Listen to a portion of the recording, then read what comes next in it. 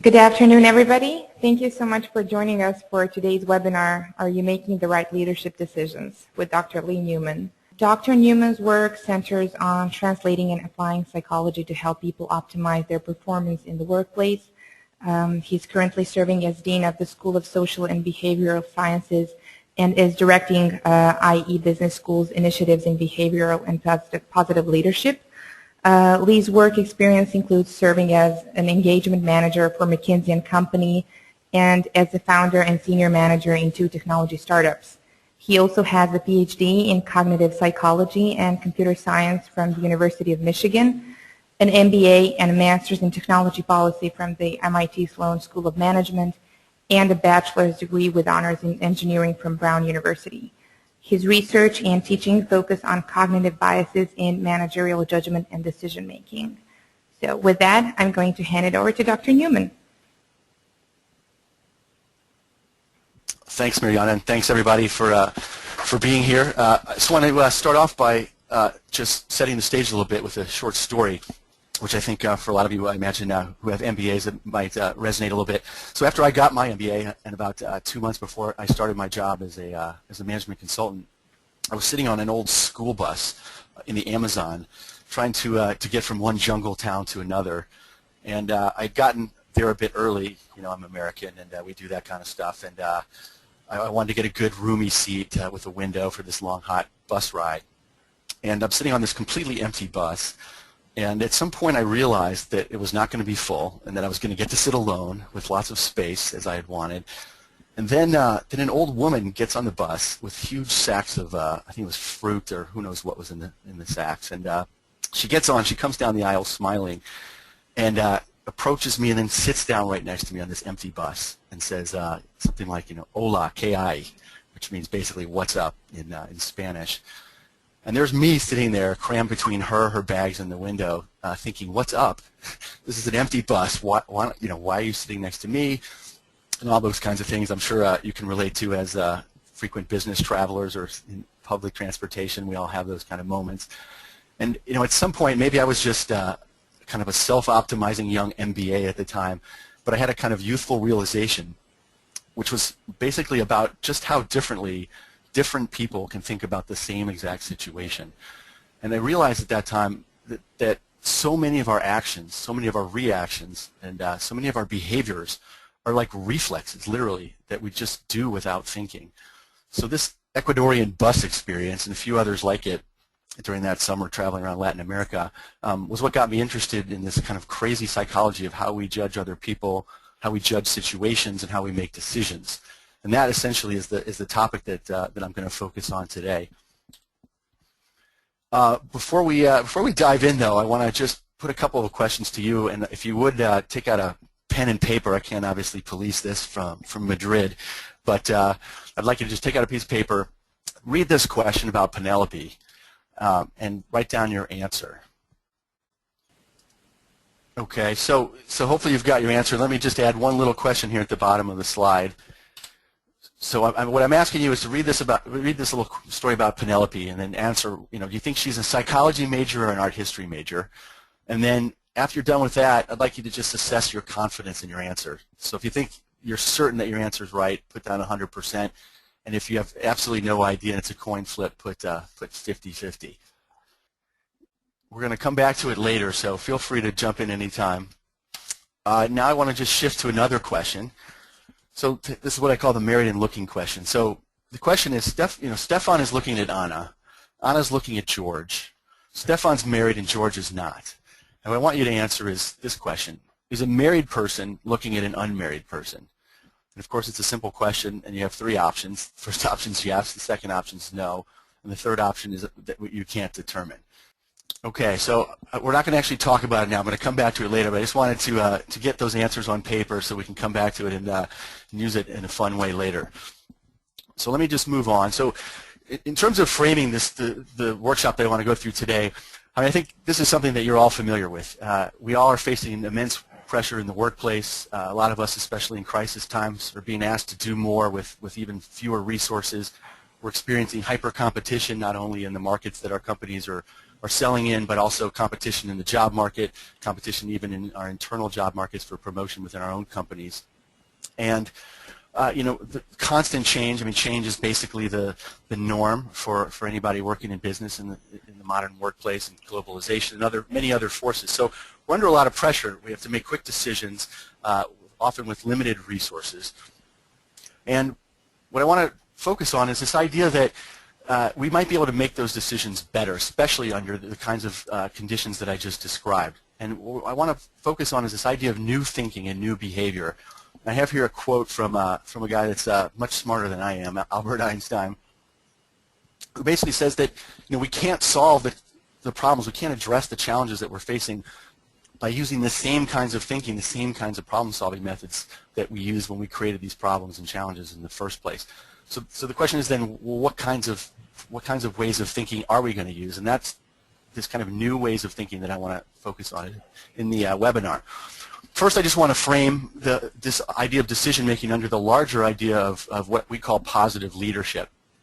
So positive psychology, in brief, is the idea that in the last 100 years, psychology is focused on the left side of this curve, focused on helping people who are below being okay in terms of their performance get back to normal, so the left side of this bell curve. So psychology is basically, applied psychology has basically been about healing, about psychological healing and fixing problems. About 10 years ago, a professor at the University of Pennsylvania named Martin Seligman, he was the president of the American Psychological Association, he asked a simple but new question. And the question was this: why can't psychology also focus on the right side of this curve? Why can't there be a science not only of helping people get back to normal, but of taking people who are doing well and help them become even better? And with that question, the field of positive psychology was born, and it's pulled together a whole new science and also some old science under the same umbrella, focused on understanding the drivers of what makes people really good, what makes people great, what are the factors, and how can they train those factors. So we think of positive leadership as positive psychology applied to the art and science of leading and managing in the workplace. Today, I'm going to focus on one aspect, just touch on one aspect of positive leadership, which I call training mindware, and the idea that we can achieve competitive advantage in our work by sort of rewiring the way we think and behave. So that's one piece of it. The second piece of positive leadership is what we call harnessing strengths. And this is a sort of radical change in the emphasis of how we lead, manage, and develop people in the workplace, shifting from a sort of weakness-focused type of professional development to a strength-based focus. And I'll talk just at the very end briefly about some interesting data that we're seeing on that. And then the third component of positive leadership is what I call professional fitness. So just like physical fitness, where we go to the gym to train our bodies, I think that we're going to see, starting now and not too far off in the future, a whole new area of professional fitness, where we're able to train our behaviors in a new way, sort of in situ in the workplace. Today I'm going to focus on this idea of training mindware, and in particular on behavioral decision making. The idea that we can reduce biases in the way we judge people and situations and make decisions so that we can become more effective. So what kind of decisions am I going to talk about? So you can think about decisions as being big decisions, the kind of low-frequency events that we face in our jobs, not very often, but they have huge impact. So, redesigning some IT system, or making a big production manufacturing decision, or some kind of marketing decision, or changing the strategy of the company. As a person trained in psychology, these decisions actually don't concern me that much, because we put a lot of time and effort and resources typically into these kinds of decisions. What worries me are what I call moments of truth. So these are the small decisions that we face every single day in the workplace, all the time, that have subtle and cumulative impact on our success in our jobs.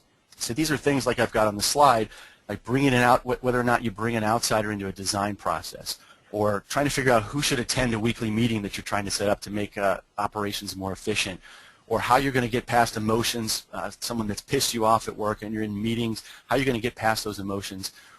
Those are the small kinds of decisions that it turns out over time, when you look at it, add up to being the big decisions. And if we can get all these small decisions, these moments of truth right, we can become much more effective leaders and managers. So to set this up formally, what I want to do is just quickly lay out the situation is this, that I'm going to talk about, is that there are fundamental components of how we think, what I call mindware, based on a book written by Andy Clark, a philosopher, called Mindware. And that our mindware has some fundamental limitations, which I'm going to demonstrate to you briefly, and that because of those limitations, we resort in a lot of default behaviors that make our lives easier, less effortful, and simpler. The complication that's introduced here is that those default behaviors, science is showing that they're extremely biased. They get us into trouble by leading us to make quite poor judgments at times and to counterproductive behaviors. And even worse, we're not even aware all the time that these behaviors are happening. So that's the challenge, the complication that we face.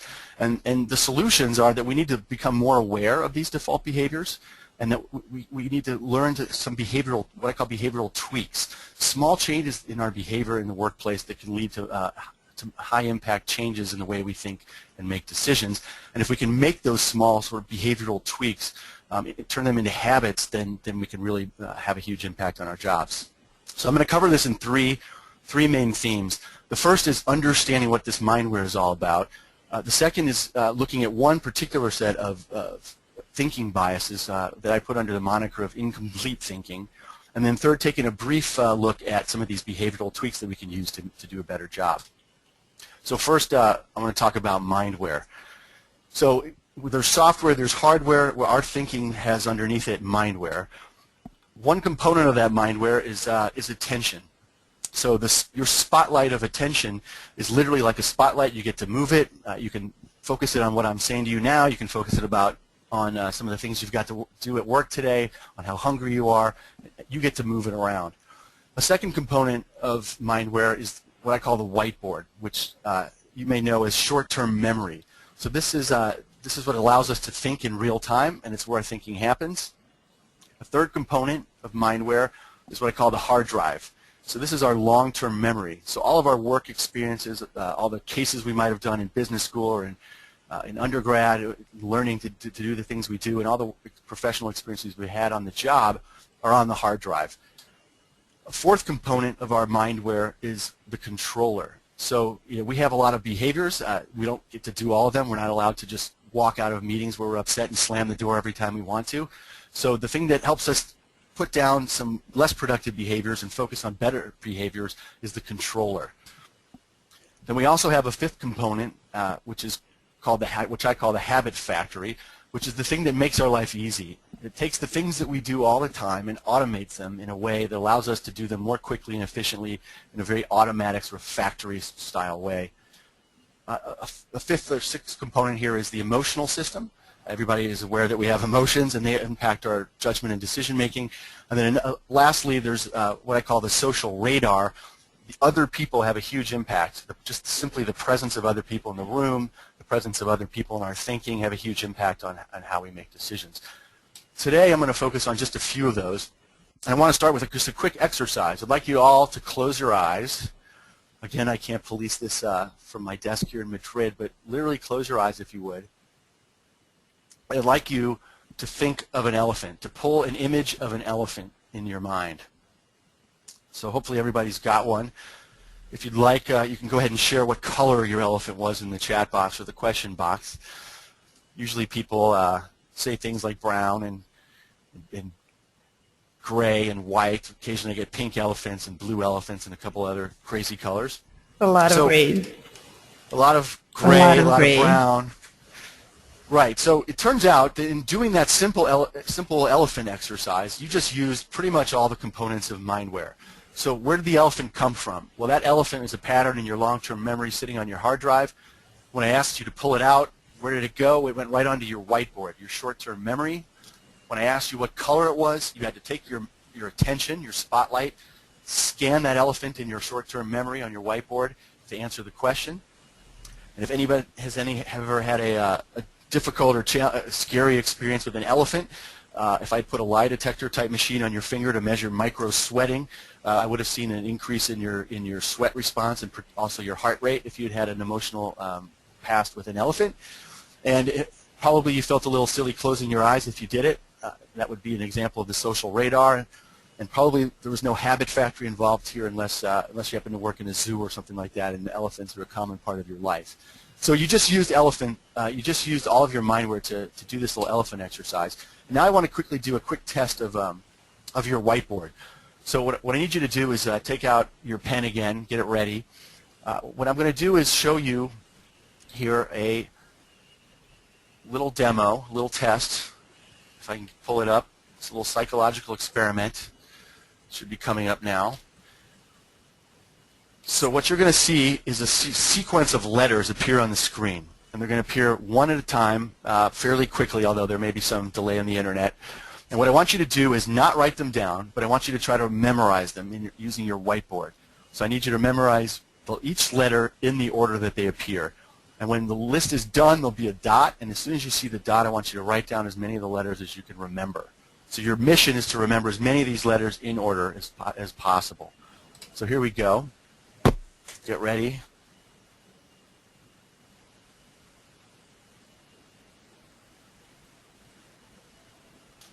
Actually, it looks like the internet's going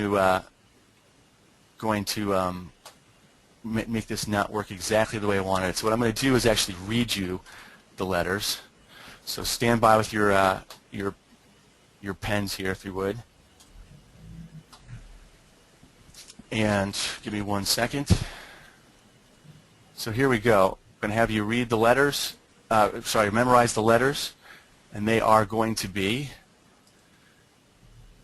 F, A, S, G, M, E, C, O, V, K, P, W, X. Now please write them down as fast as you can while I get this set up again.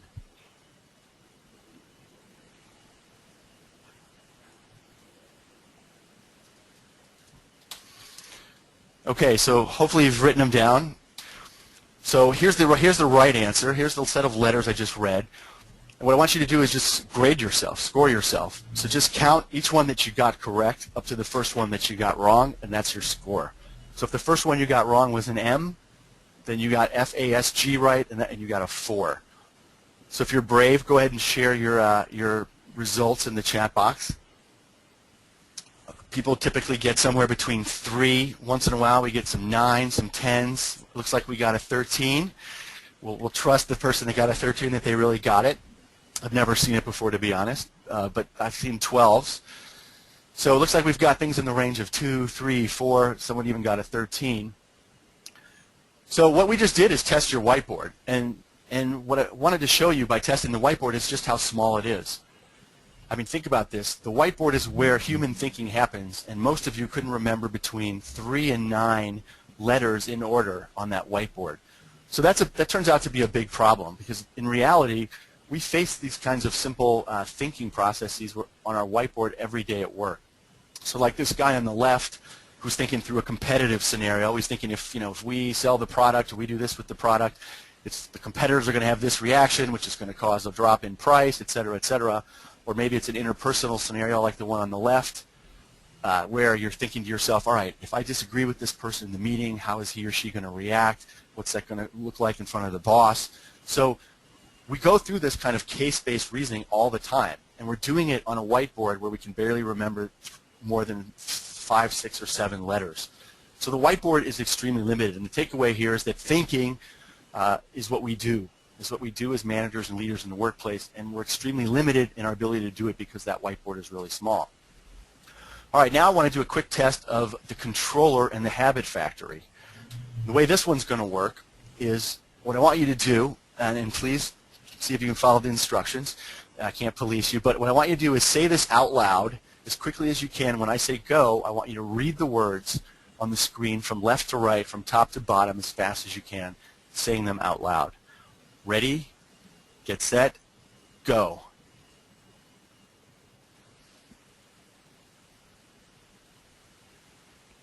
So the extroverts among you probably did it out loud. The introverts probably did it in your head. But if we had been able to hear each other yelling out these words, it would have sounded like a pretty nice flow: blue, yellow, red, green, yellow, something like that. Now I want to shift to a slightly different mission here, which is to say the colors. So now we've got colors instead of letters. When I say go, I want you to read them as quickly as possible out loud. So it's going to be like yellow, green, red. Ready, get set, go.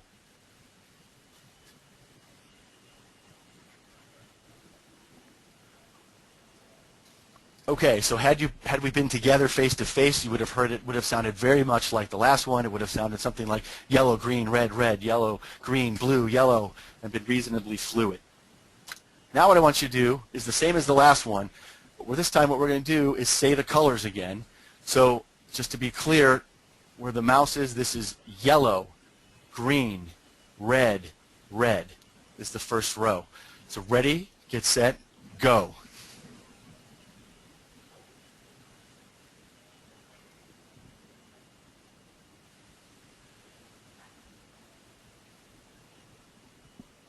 So I want to ask you, after now that you've done this one, if you had been face-to-face, you would have heard this people jumping around on this one, stopping and starting, going fast, going slow. This one's much harder than the other two.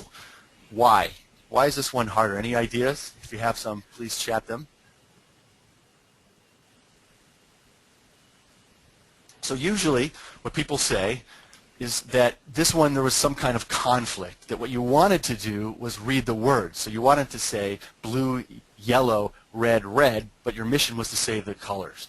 And so what you had to do was take a very automatic behavior, which is reading the words, and you had to push it down with your controller so that you could follow the task, follow your mission, which was to say the colors. And it turns out that wasn't easy to do, because sometimes we lose control of our behavior, and our automatic default behaviors take over. So message number one from that little test is that we have limited control over our default or our reflexive behaviors. And in this example, it was just reading words and colors, but those can be things like judging people, having reflexive reactions to people, competitive reactions to people in meetings, our emotions, things like that. The second takeaway here is that habits, in this example, the habit was reading words, are very strong. Habits are very strong. We know the neuroscience behind them. They're very hard to overwrite, if even possible at all. Some people say they're not possible to overwrite. And they lead us to very automatic thinking that can be really difficult to deal with. So that's the takeaway from that test. And just to kind of summarize this last piece of mindware, I've shown you three types of mindware: the whiteboard, the controller, and the habit factory. We tested them briefly. And the message is that our whiteboards are too small. Our ability to control our behavior is not great, and we have trouble multitasking as well. And our factory of habits is quite rigid, just like a real factory. Factories hate changes coming in from the marketing department, or our brain's factory doesn't like changes. And that's why it was hard to say those colors when you wanted to read the words. We don't have time to test them today, but we can test all of these aspects of mindware. And what we find is that there's a challenge or limitation in every single one of them. That our spotlight of attention is fundamentally limited. Our ability to pull information off our long-term memory from our hard drive is quite noisy. Emotions are really sneaky, and our constant focus on our social radar can be very limiting in our decision-making, our ability to manage and lead. So bottom line message of mindware is that we have some pretty severe cognitive limitations. And as a result of those limitations, the way I look at this is that the game has changed. So on the left, that's the world where our mind evolved. Our minds were engineered, in a sense, through evolution in what I call World 0.0, where the mission was to survive and reproduce. So a lot of these automatic behaviors that we have did a great job for us back in that world. The problem is that we don't live in that world anymore. The modern business workplace looks nothing like World 0.0. And the problem is that we're stuck with the same mindware, with the same types of automatic behaviors, and it can get us into a lot of trouble. Just to illustrate the extent of that trouble we can get in, there's a wonderful story about monkeys here.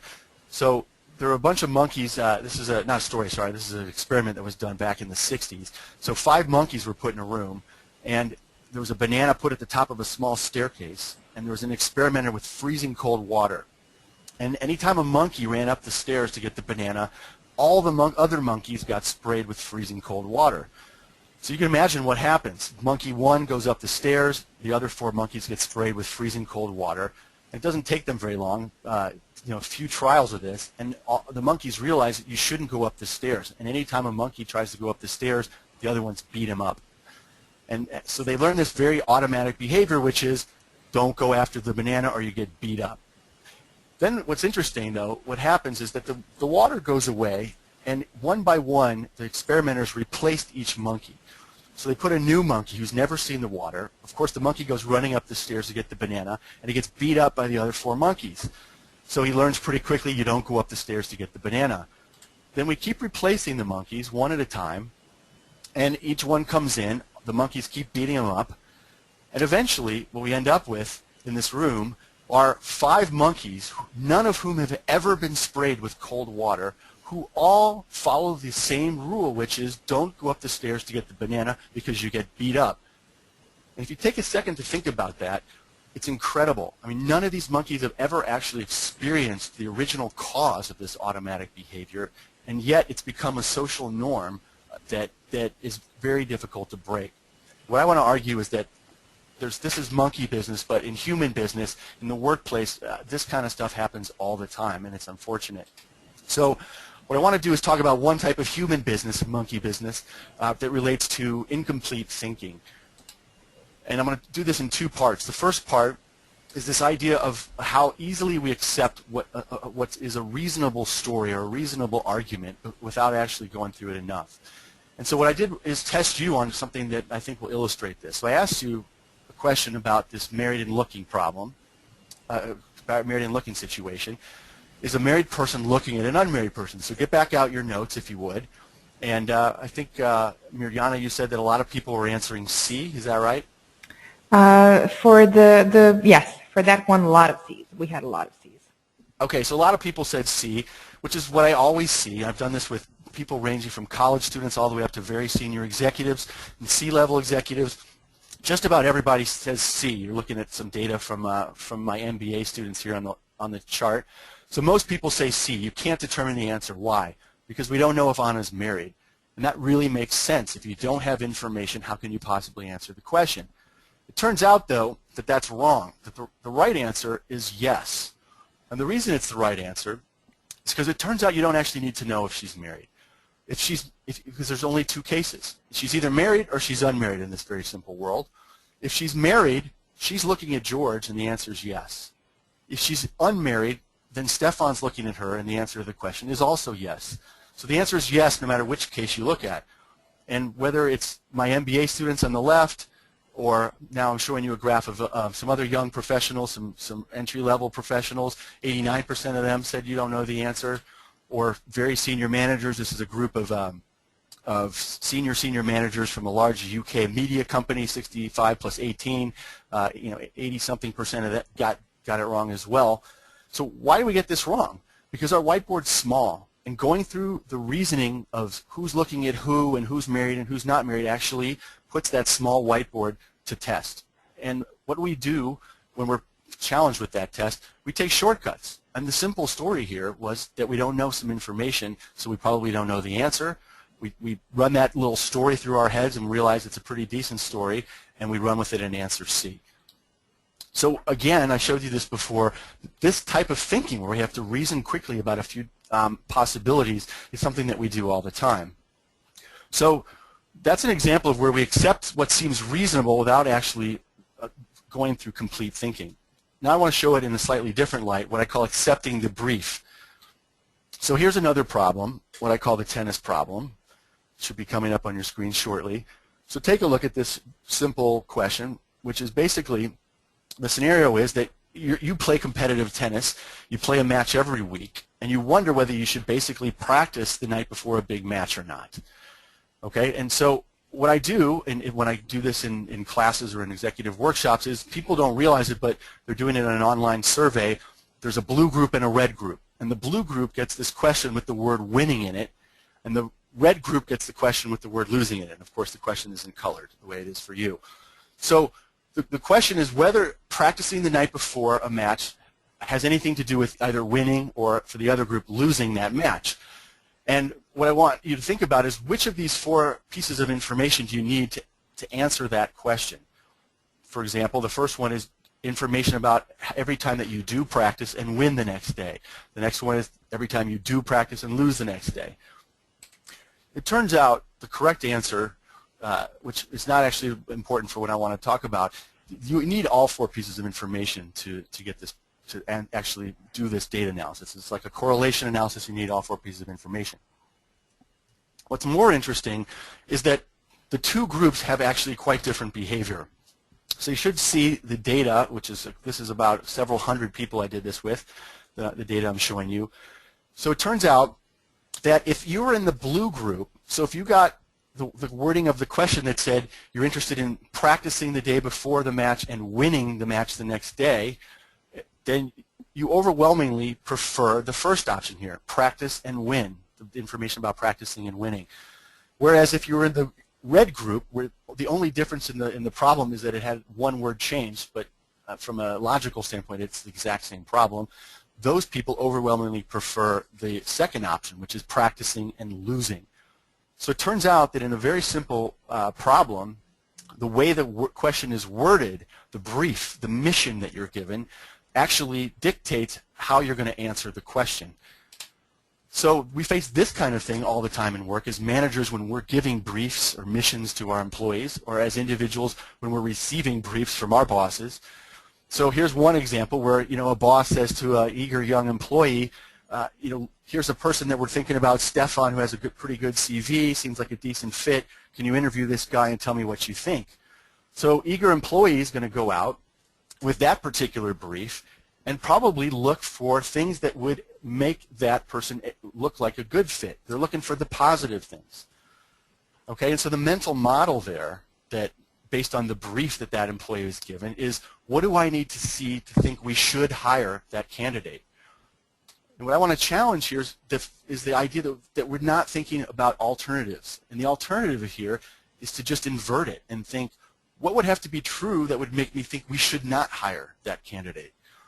And it turns out that when you look at lots of different studies, that when you invert a question, you don't always get the same thinking process, and of course you don't always get the same kind of results as a consequence of a different thinking process. So this is an example where we don't think that often about the brief that we give to other people, and as in that tennis example, how we frame that brief can have a huge impact on what our employees are going to go off and do. So to sort of close this piece of it on incomplete thinking, when we're under pressure in the workplace, and I think we all would probably agree that in the modern workplace, especially in crisis times, we're under that kind of pressure, we often have incomplete thinking. And what happens is that there's these cases that we don't consider. We don't lay out all or many of the possible cases. We don't reason through them often to arrive at a good judgment. So examples of that are things like missing a competitor from outside your industry. I mean, we tend to focus on people inside the industry, but often we have a new entrant from outside the industry that can completely change things. Or it's, we focus on the star employees, and we make sure our star employees are highly compensated. But what about that adequately performing employee that's sort of the glue in the team? You never really think of them as the star, but they show up on Monday morning and say, by the way, I'm giving you my notice and I'm going to be leaving. And you go back to your office and you realize, oh my God, that person was glue, and I'm going to lose that person. Things are going to be a disaster. So it's these things that we don't consider that sometimes sneak up on us and catch us. There also, in terms of incomplete thinking, is a problem in the fact that psychologically we have a tendency to look for evidence that confirms what we're thinking at the very beginning. And I'm going to illustrate that in a second. So this idea of incomplete thinking is what I call a slippery slope. And if you look at the sort of flow chart on the bottom of the slide, we can think about decision making as a process. We have experience that we bring to the table. We, even in situations where you don't have a pre-formed opinion and someone asks for your opinion, we readily come up with an opinion or an idea, and we're given a brief. And then we go off and search for facts in our own heads, or we interview people, or we collect data. We evaluate what we get, and we make a decision.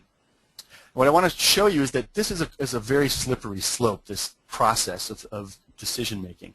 What I want to do is walk down that slope with just a few examples.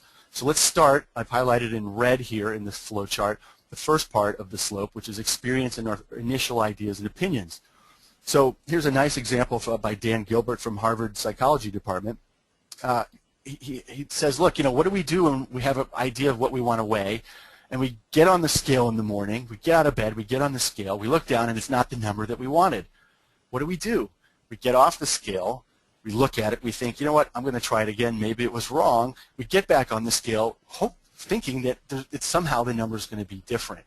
Okay, or another example of our kind of preconceptions is, let's say we're a team, and I say to you guys, look, you know, you guys are going to interview Anna for this job on Monday. I talked to her on the phone, and you know, it's just me, but I found her a little bit skeptical and a little bit negative. But you know, see what you guys think. Well, you know, what are you going to be looking for on Monday morning when Anna arrives in your office for the interview? Chances are you're going to be looking for things that are negative and skeptical. Not necessarily because you think my opinion is anything great, but just because I've psychologically planted a seed, a preconception that's going to send you down a slippery slope that's going to have you start from the standpoint of thinking that Anna might be negative and skeptical. If we keep going down this slippery slope, now we're in the search for facts. We think about sort of how we going to sort of prove our idea or our theory, our proposal. What facts are we going to put behind it?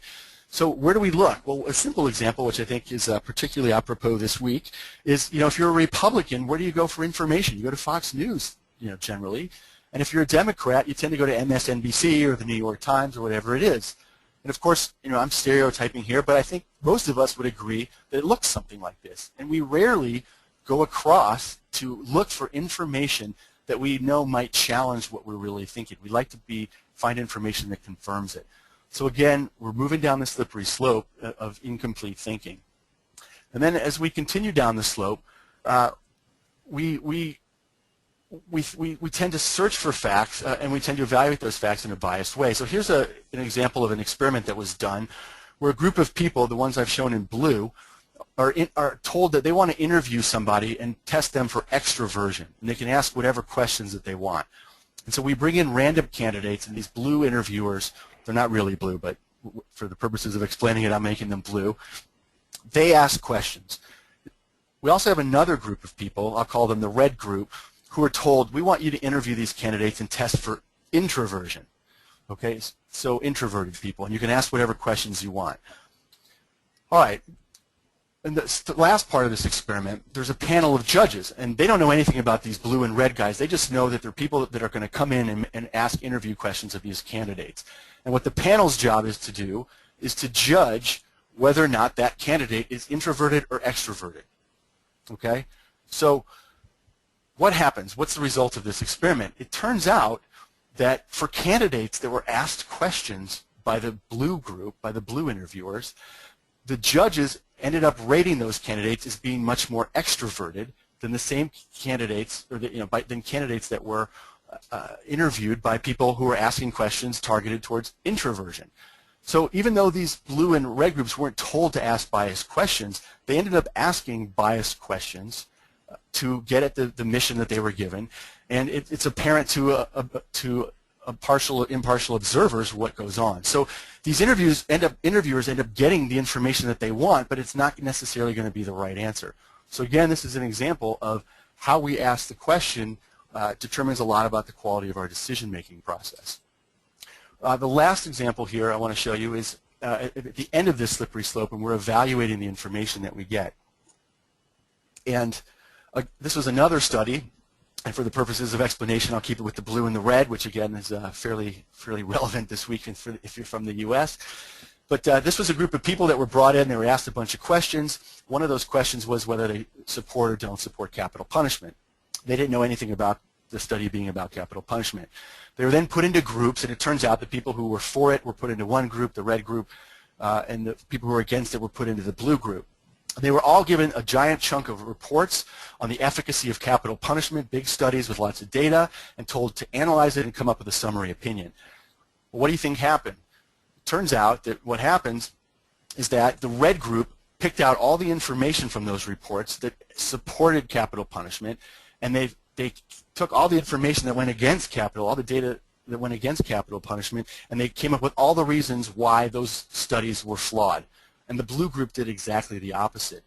So this illustrates that these people didn't do this consciously, they did it subconsciously. And this shows you how slippery the slope can be, that we get information, and when we have an initial idea or a preconception or a bias, we unconsciously often analyze data in a way that is designed, even without us knowing it, to produce the result that we may want. So this is what we call in psychology the confirmation bias. It has to do with how we ask questions, how we think, and how we interact. So the way to think about it is that you have your experience, your ways of thinking, you've had your failures and your successes in your own jobs, and those color the way you think about the world. And so like a hammer, all that experience that you have makes you look for a nail. So because as a hammer, of course, you want everything to look like a nail. Why? Because it makes life easier. But the problem is that when we engage in this kind of decision making, it causes a lot of problems. So here's just a quick personal example.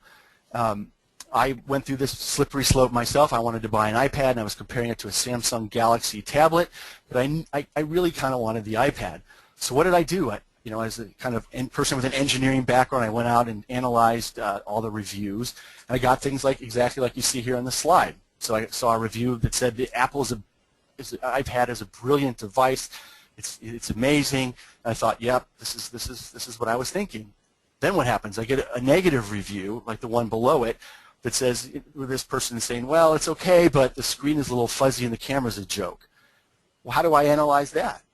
I can tell you exactly. I said to myself, well, I don't actually care about the camera because I have a camera on my iPhone, and I saw my friend's iPad and the screen looked just fine. So I explain away the information that didn't fit what I was thinking, and I accept the information that did. Same goes but in the opposite direction for the Galaxy tablet. I read positive reviews like this one saying that this person thought they would be disappointed because it wasn't an iPad, but it does everything that the iPad does. And I read that and I thought, well, if this person has to compare their Galaxy tablet to the iPad, then clearly the iPad is the tablet to get. And then when I came across negative information about the Galaxy tablet, like this one, like this piece of information, I said, of course, this thing is terrible and I'm not going to buy it. So we do this kind of stuff all the time, and I would imagine if you think about it, you'll find plenty of examples where you've engaged in exactly this type of thinking. It's a slippery slope, and we slide right down it without really knowing it. So here's a quote from Nobel laureate Daniel Kahneman, a psychologist who won the Nobel Prize in economics, and he said in an interview with McKinsey a couple of years ago, if we can construct a simple and coherent story, and I'll add to that on our whiteboards that are small, we can feel confident regardless of how well it's grounded in reality, and that explains a lot of the way we slide down this slippery slope. We come up with a story that fits. We look for information to confirm it. When we find some information, we're done with our decision and we move on. What I want to suggest to close out this piece of the webinar is that we need to rethink the way we think. And the current paradigm, we tend to focus on how good is my thinking, how right or wrong is it. And what I hope I've at least started to show you is that it often leads to confirmation bias, to sliding down the slippery slope when we ask that type of question. Why? Because when we ask how good is my opinion or how sure am I about this, we tend to rely on stories on our whiteboards. We tend to focus on taking a position to support what you're thinking. And it just proves to not be as efficient a way of decision making as a different paradigm, which I've now got on the slide, which is to shift from thinking about how good is my thinking to how complete is my thinking. And it turns out that when we think in terms of completeness instead of good, bad, it opens our thinking to new approaches, and it shifts us from taking positions about our opinions, about our proposals, to focusing more on facts, because we're more worried about whether we're complete rather than whether we're right or wrong. So with that, I'll just look into the chat box here and see if we've got any particular questions before I talk a little bit more about how we might address some of these biases.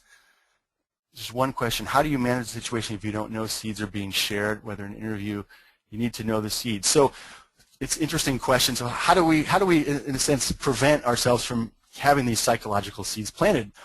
We have to be aware of these biases, and that's what I hope I tried to demonstrate briefly in the first part of understanding mindware, is simply that we need to learn more about our own psychology. Our intuitions about how our minds work are often really wrong, and by taking classes, by doing workshops, by reading some books, which I'll give you at the end of this webinar that you might read, we can learn about these biases, and we can start to change our habits so that these kinds of seeds and other things don't shape our behavior without us knowing it. Another question, common question that I get is, someone's posted here, is that, if we're, people like engineers or accountants, people who are very analytical, don't they get accused of analysis paralysis when we're thinking too completely? And the answer is absolutely. We have to look at this as a continuum. So on the one end, there's these snap, reflexive, kind of knee-jerk decisions that we make. On the completely opposite end are people who engage in analysis paralysis and can't make any decisions. And so what I want to argue is that by just taking a little bit more time, by putting a little bit of mental space, and I'm talking mental space sometimes as short as 5 seconds or as short as a few minutes, putting that little bit of space between the problem or the challenge that we're addressing and our thinking process, that little bit of space can actually make the difference between a kind of counterproductive behavior or a less optimal decision and a much better decision. So it doesn't have to be analysis paralysis, but we got to shift a little bit, and I'm going to talk about that in a second in some of the next slides. Another question is that every step of the decision process, you're suggesting we stop and ask whether we have a complete answer before we move forward.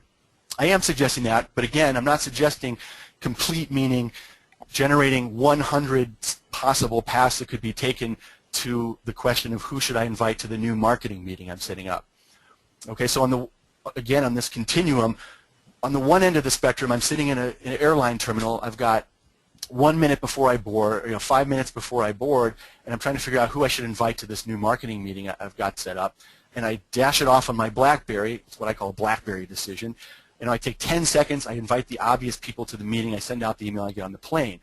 That's at the one end of the spectrum. At the other end of the spectrum, as this person's question sort of gets at, I could take hours and hours and come up with lists and lists and spreadsheets of who should be invited and all the pros and cons. I'm definitely not saying we should do that. What I'm saying is we should step back and ask ourselves the flip question, who shouldn't go to the meeting? Because by flipping the question around, we might actually arrive at a slightly different list of people than the question of asking who should go. I'm suggesting that maybe we make a quick call and ask somebody that we trust.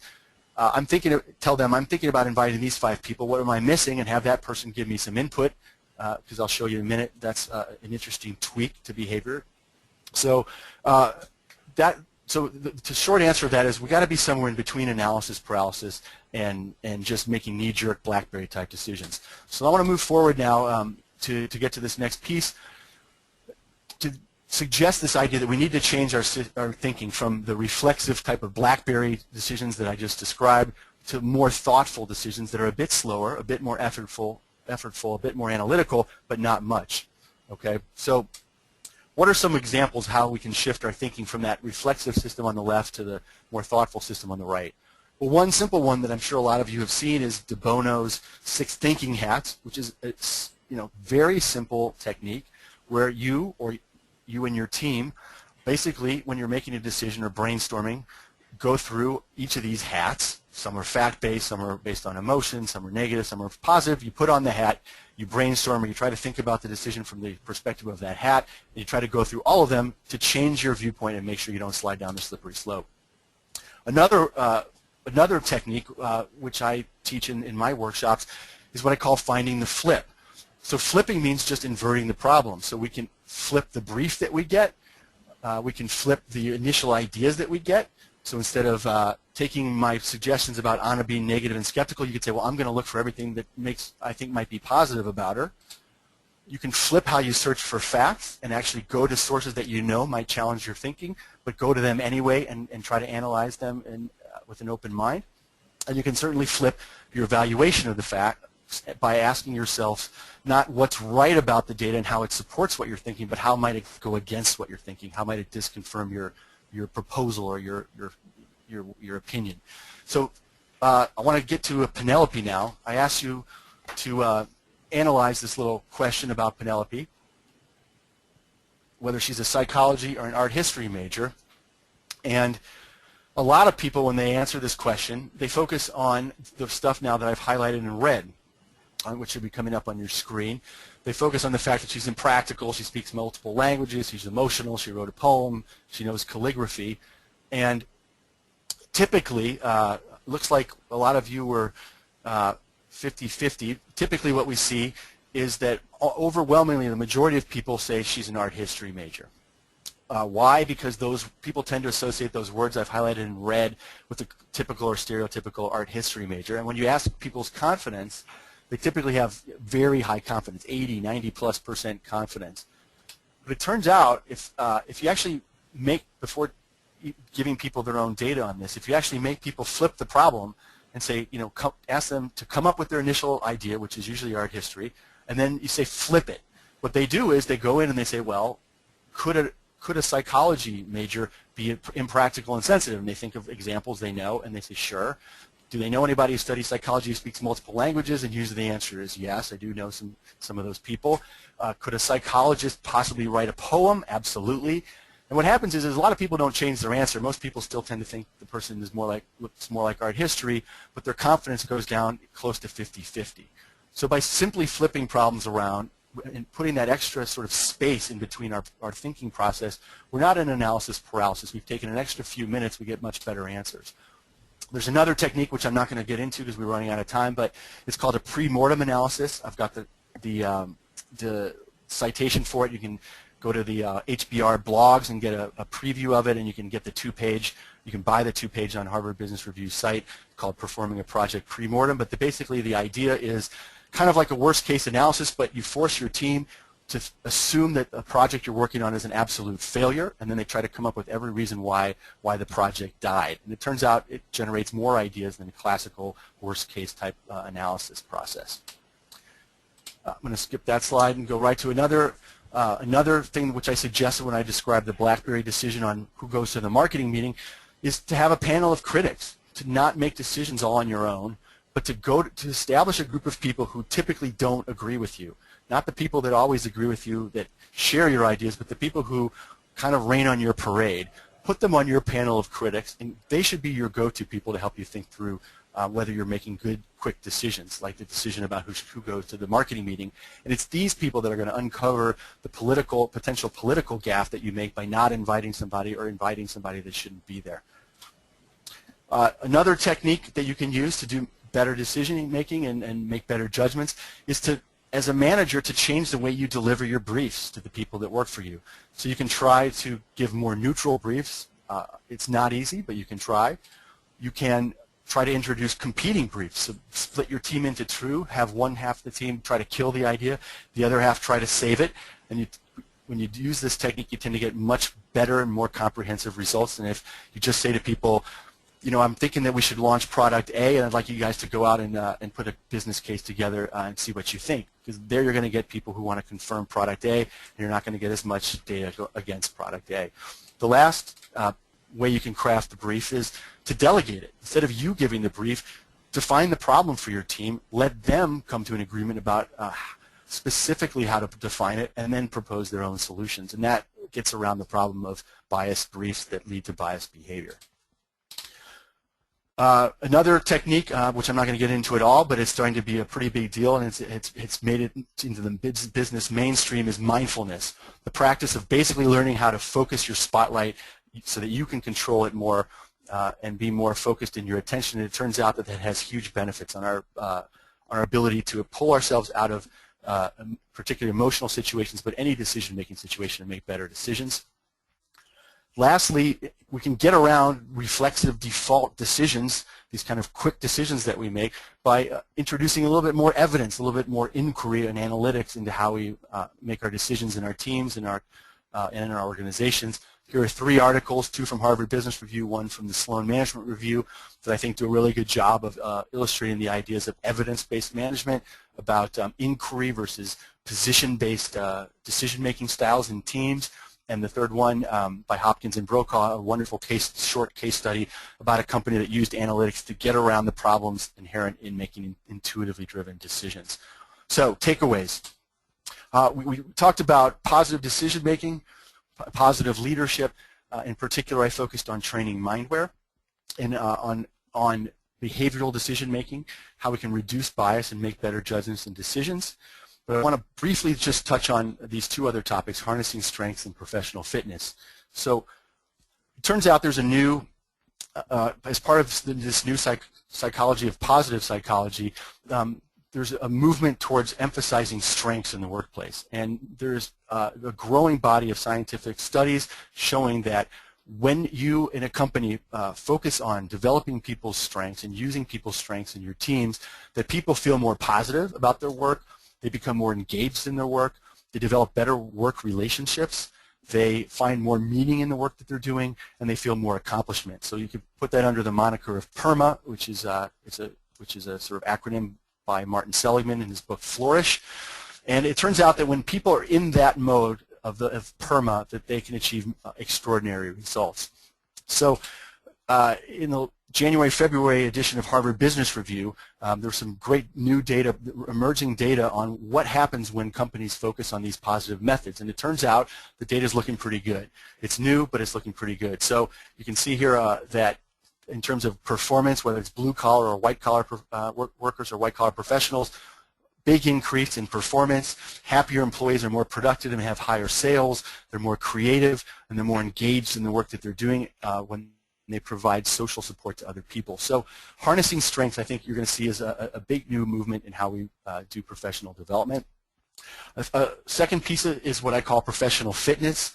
So I mentioned the idea of physical fitness before, but I think we're going to see gains combined with new technologies and with social media and community to change the way we develop people in the workplace. So like the Nike shoe that follows you around wherever you go when you're running, collects data on you, allows you to share your data in a community of people that can help push you and help you achieve your fitness goals, I think we're going to see a whole new set of games that allow us to train our thinking, and that we're going to have development goals at work, and we're going to be working on them together with our teams in a positive way using community to help us hit our goals, just like the Nike shoe helps us hit our fitness goals.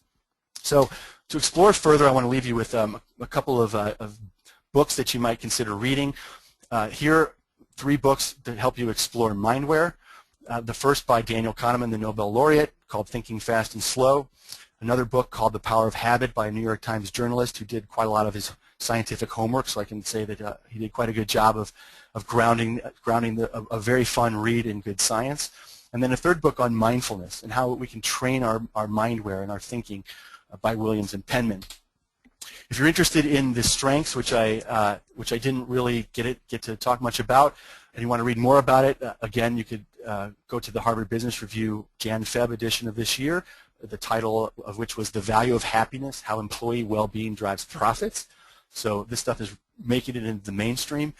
You can read Martin Seligman's book. One is called Flourish, the other is Authentic Happiness.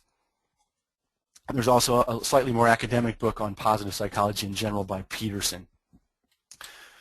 Lastly, another thing that you can do, and you can think about doing if you're interested in these things, is I've been involved personally in the development of an executive program called the Positive Leadership and Strategy, and it's basically taking these ideas that I've these 3 components of training our mindware, harnessing strength, and developing professional fitness, and rolled them into an executive-oriented degree that happens over the course of a year, focused on developing these kinds of methods and developing better thinking in our companies. I won't go through it in any detail, but it's basically a program in which people will come to Madrid for 6 days of intense training in these topics, once per business quarter. Then they go back to work, and they will apply those tools and methods in the workplace to try to develop their professional fitness and develop the professional fitness and strengths and mindware of their employees. And it's a program targeted at senior managers. So we're quite excited about it. It's quite new and innovative, and it really captures many of the topics that I've been talking about today. So last slide that I want to leave you with is, I think many of you either have read your strategy books or have an MBA or some type of business education, and we've all been trained on seeking sources of competitive advantage. The 2 big ones typically are, these days, are informational advantage, so your company getting better information faster, but competitors these days also catch up quite quickly on informational advantages.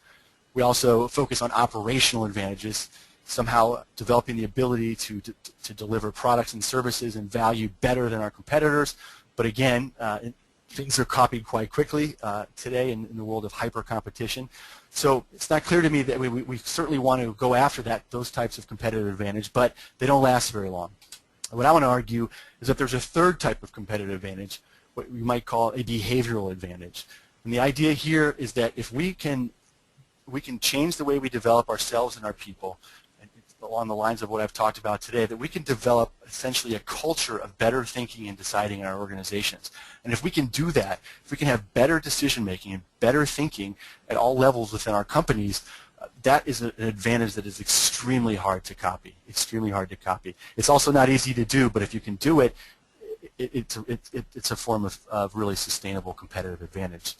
So I want to leave you with the idea now, and I'll take questions, of leading positive, of thinking about your mind and decision biases, putting a little bit of space in between the momentary challenges you're facing, trying to be a little more complete in your thinking without going to the stage of analysis paralysis, of thinking about strengths, focusing on your strengths and your people's strengths, and on the idea that we can practice these things in real time in the workplace and develop our professional fitness. So thanks, and now let's take some questions. The question was whether to ask the same question to 3 different people, different levels, same levels in the organization, in seeking a direction. So as a technique to get around some of these biases, is that how the question was framed? Yeah, absolutely. So in a sense, that's kind of like the idea of panel of critics that I was suggesting. Barring any political issues of going up and down, and you don't want to go around your boss and go too far down and get in some kind of political trouble. But putting that concern aside, the bottom line is that when I survey people, about half the people I survey say that the majority of their sort of moments of truth, kinds of everyday decisions they're making in the workplace, are made by thinking on their own and not asking other people. And I think that that's very, very dangerous. And I hope by showing you these biases and how sneaky they are and how easy it is for us to go down the slippery slope, that thinking on your own is just really dangerous. And getting out of your own head and putting it to other people, and diverse other people, and diverse in the sense of people who think differently than you, who don't always agree with you, who you may have terrible chemistry with because they disagree with you. Those are the people that you want on the team, and they may be above you and they may be below you. So I think that that's a quite good idea to do that. Other questions, Miriam? Yes. We build new biases when we work through existing biases. How to stay aware of the new ones? Okay, so, well, I think the idea is that by understanding these automatic kinds of behaviors, the kinds of things we do in judging people or judging patterns in data or in stock markets or whatever they may be, a lot of these default behaviors, if we can understand them and replace them with better behaviors, we end up with a good habit instead of a bad habit. And I'm not sure I totally agree that I mean, you could argue that those new habits are a bias, and I would agree, but a bias doesn't necessarily, at least the way we use it in psychology and in psychology applied to management, bias isn't necessarily a bad thing. It just means that in a particular situation you have a certain reflex or automated way of doing it. And when we're using the kind of World 0.0 cave manager type reflexive behaviors, those tend to be bad in the sense that they get us into trouble because they worked in World 0.0, but they don't work as well today. And so, fighting with people in emotional situations just doesn't work very well. And so I think that the idea is we may be building biases, but they're positive, better biases, and they're going to help us achieve better decision making. Mm-hmm. Let's see, we have another question here. If you were leading an annual strategic board level review for a nonprofit, how would you apply this thinking in that situation? So what I would really try to do is, I would say in 3 steps, is I would try to understand at a particular, in that particular review, what are the key J's and D's, key judgments and decisions that we're going to make in that board for that particular meeting or period of time? What are the key decisions that have to happen? And then look at the kinds of biases. I mean, I only mentioned one of dozens of these types of biases today, but ideally you would look and say, look, here's the type of bias I'm worried about, and then develop these kinds of behavioral tweaks to get around them. So the confirmation bias and the slippery slope that I talked about is a really dangerous one, and it's pervasive in the workplace. You just see it everywhere. So trying to help people identify and put on the table their preconceptions and their ideas and then move away from them towards a more inquiry-based and more group-oriented decision process, at least in the thinking behind the decision, can be productive. And for your board review, I would encourage you to read those articles that I sent you, particularly the one by Garvin and Roberto called, the one that I had in the middle of the slide, on what you don't know about making decisions. And it talks about how to engage a team in inquiry-based decision-making, where it's focused on the facts and not on advocacy-based decision-making, which is focused on positions. I think in particularly in nonprofit environments, you see a lot of position-based arguments, and you want to move away from those. So I would encourage you to look at those. Other questions? We have we have a difficult decision to make at times, write my decision down and look at it a day or two later. I still agree with it. I go for it. If I don't, I change my decision. Does that work for other people?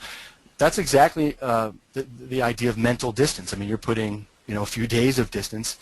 I think in the kind of quick decisions, sometimes we make a few seconds can work, a few minutes can work, but if you're trying to come up with something creative, certainly then in the world of creativity, days are certainly necessary sometimes. So yes, I think that writing them down and coming back to them will give you, in a sense, a different, you may be looking through a different set of lenses, but I still would encourage you to not allow yourself to just make these kinds of decisions only on your own, to try to engage in some of these techniques that I gave you in the presentation, to try to get other perspectives into it, to try to flip problems around, to make sure that you don't go down the slippery slope. Another question, would the mental stress created by doubting and reflexive decision-making when under stress diminish our trust in our own decisions? It's an interesting question. There's always a point in my MBA class. I teach an MBA, an entire semester MBA class on all these decision biases and how to fix them. And by about 2/3 of the way through the semester, there's always one MBA who raises his or her hand and says, I have to say I'm actually depressed at this point. We've seen so many of our biases. How are we ever going to make good decisions? And what I say to them is, look, that's step one. Step one is to recognize just how deep these biases are and get past the point of thinking that we don't have them. And then we move to fixing it. And I think that once you realize how easy some of these fixes are, like if you go back to that 4-step flipping process that I presented earlier, I mean, that can literally take you 30 seconds to do sometimes. And I think if you start to try, exercise, do this professional fitness at work, try flipping, try a panel of critics, and what you're going to realize is that these simple fixes actually work, and they're so easy to do. And when you make them habits, you start to really trust yourself, and then you get back to the point where you do have trust in your decision making, and you're not so worried about it. Someone else is saying that their thoughtful assessment of situations comes after the situation's over. What are some techniques for mulligans? How do I get back? How do I get to go back and do over once I figured out my error? What I think you're getting at there is really learning. We all in our functional jobs, whether it's marketing or strategy or finance, whatever area you're working in, I mean, we certainly learn from our mistakes because most of those mistakes are pretty obvious, and we often go back and correct. But unfortunately, most of us don't think of decision-making as a skill. And I'd encourage you to do so, to think of it as a skill, and to go back, to make your decisions and be very clear why you've made a certain decision when it's an important decision. Write it down even, keep a short little journal, jot a few notes down, and then come back to that decision later after the consequences or the outcomes have happened, and go back and look at your notes and say, was I right or wrong, and what do I need to adjust in the thinking, how I make those decisions that can make me do a better job in the future. So I think that going back is really important, and it's part of the learning process, but we don't do it enough. Someone's asking the $24,000 question, which is, what are the facts? When the facts are not enough, how do we deal with gut feeling, basically? What's the role of intuition? I teach a whole class on the role of intuition experience.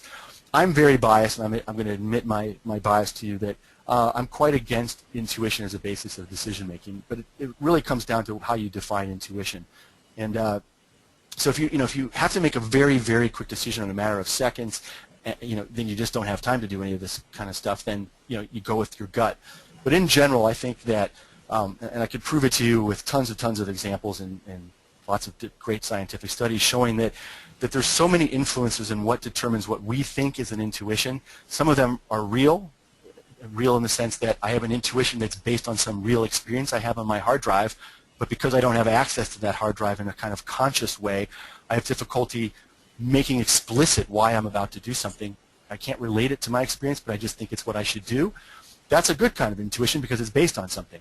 The problem is that there's a lot of intuitions that we have that we don't know what they're based on, and they're based on the wrong things. And the problem is that we can't tell the difference between those two types of intuition. And if we can't tell the difference between those two types of intuitions, then we get ourselves into a lot of trouble if we start to get into this world of relying on intuition. And I can give you just one quick example just to hopefully hammer it home. There was a wonderful study that was done where they put a group of people in a situation where they had to evaluate a candidate. It was a job candidate, if I'm remembering correctly. One group of people, when they did the evaluations, were given iced coffee, and they held a nice Venti Starbucks iced latte in their hand, did their evaluations of the candidate. And they did a separate set of evaluations with another group, and that group was given a nice hot, steamy hot Venti latte. And it turns out that the people who had the hot coffee cups in their hands had much more positive evaluations of those candidates than people who had the iced lattes in their hands. So, I mean, take just 1 second and think about that. Anybody who's, the kind of person who says, I really want to rely on my gut feeling. I mean, your gut feeling may be coming from a good place, but it also may be coming from a hot coffee or a cold coffee. And the problem is that we don't know when it's coming from a real place, and we don't know when it's coming from a not real place. And if we don't know that, we got to be really, really careful in using our intuitions. Someone is asking, what are you focusing on next in your research? Burning question or pattern you've noticed? Well, I'd love to get back to research. Right now I'm managing so many projects. It's been a while since I've been fully engaged. But what I'm actually looking at in some work that I'm getting started on is how mindfulness practice, and particularly meditation practice, and how techniques like the flips that I gave you, I'm interested in measuring their effect on decision-making outcomes. And my hypothesis is that by putting a little bit of mental space in between a current challenge and our short thinking, or quick thinking process, that people will actually produce better results. So that's one avenue that I'm kind of excited about, and I think that it's going to lead to some pretty interesting results. Someone else is asking, how important is this way of thinking to ensuring you have a truly diverse team? Is this necessary, or can you accomplish this by being more aware of your and the team's bias? Well, I guess some of it comes down to, what we mean by diversity. There's a lot of different definitions. I think the broadest definition is diversity in thinking, and that may be related to religious diversity, to ethnic or racial diversity. But I think the key is that we want to have a group of people on a team who have different strengths, and we want to have people on a team who have different ways of thinking. And that doesn't always make for the easiest team to manage, or to be on, for that matter.